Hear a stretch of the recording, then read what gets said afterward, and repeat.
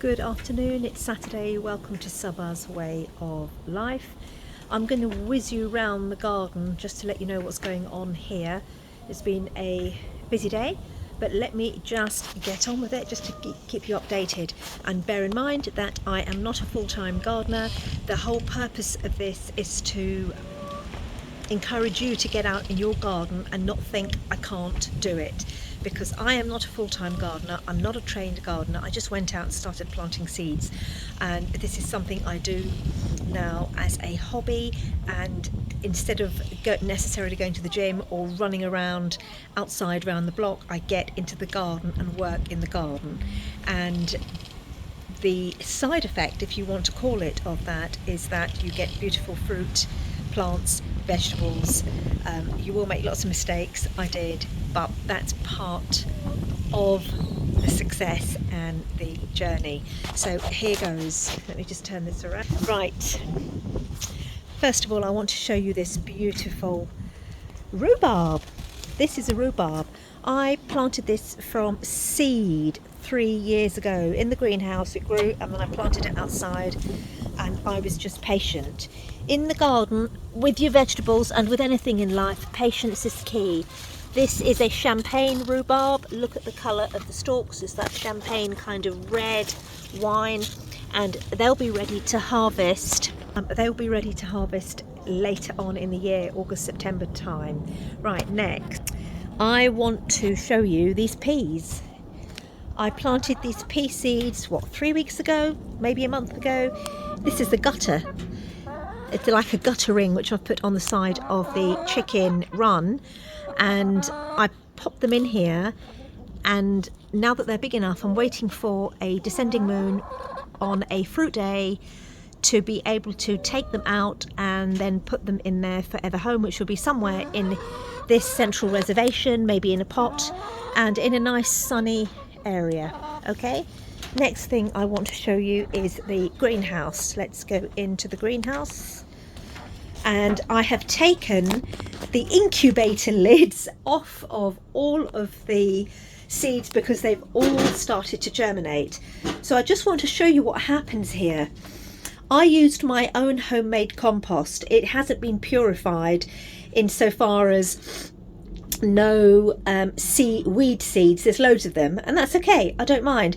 And what you'll see here, the onions have all exploded. You can see these long shoots here.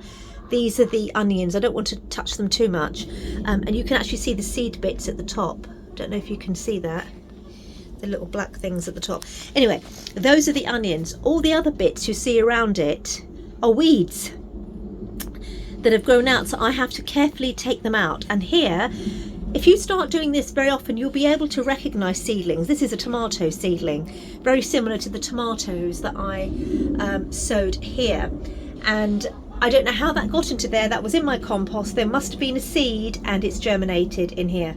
It's wonderful. I love it when this happens. I love this disorganization of nature, but it's also very organized. I love the contradiction of nature. So, and that's what life is about. It's full of contradictions, isn't it?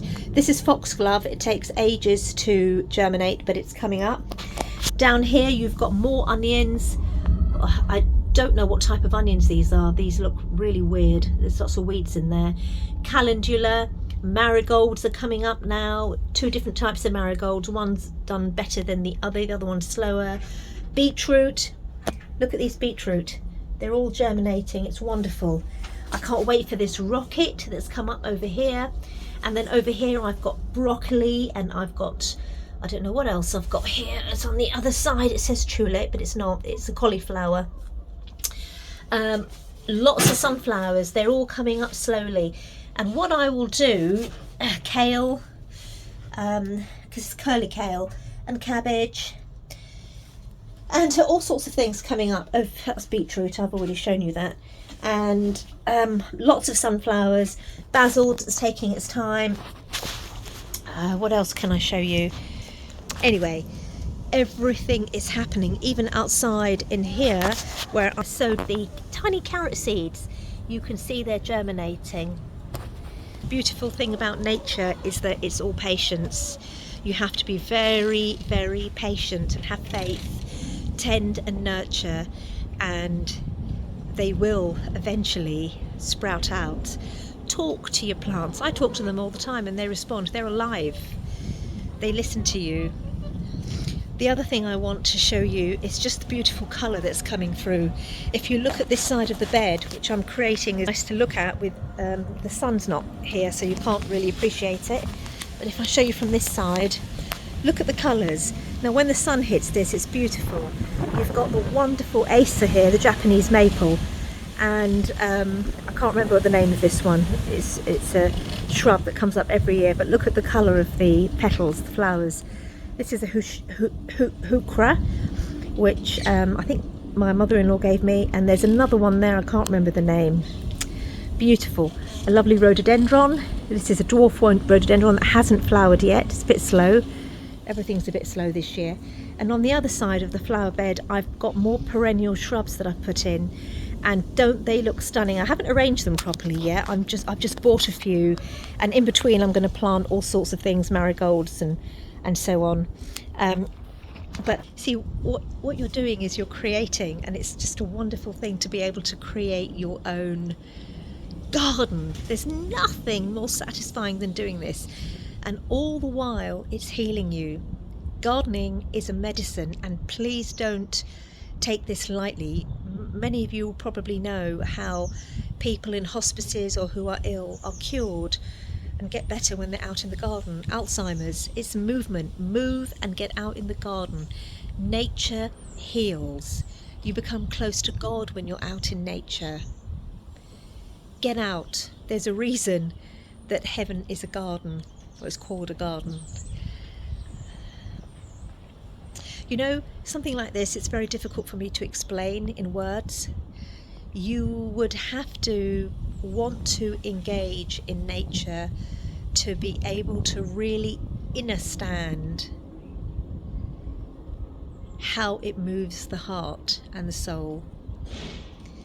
You have to engage in it, and when you do that, you can't put it into words. It's not a black and white thing, and it's nothing logical like mainstream logic.